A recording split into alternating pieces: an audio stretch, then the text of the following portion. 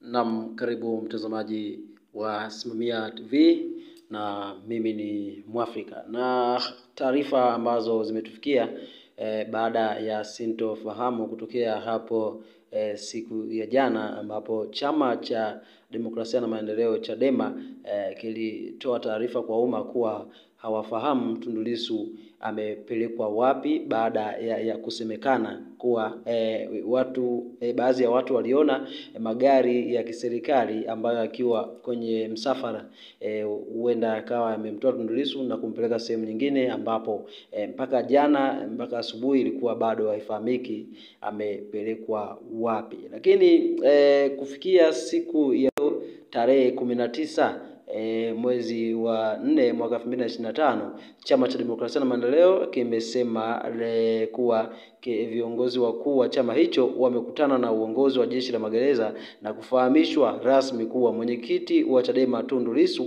amehamishiwa katika gereza la Ukonga. Yaani mwanzo alikuwa gereza la Segerea, lakini sasa amepelekwa Ukonga.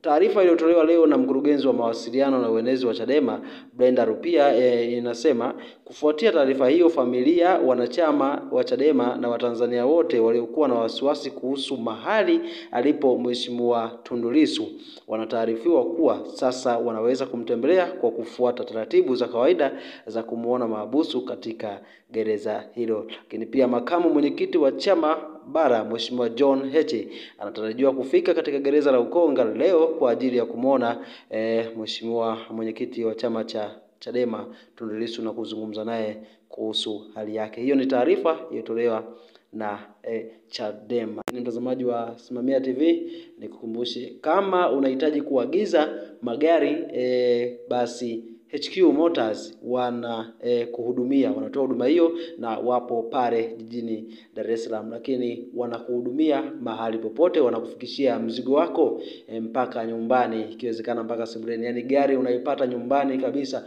Wewe ni kuagiza nao, kufuata taratibu ambao watakupa, na namba kama unaziona hapo kwenye mawasiliano, basi pata kuwasiliana nao.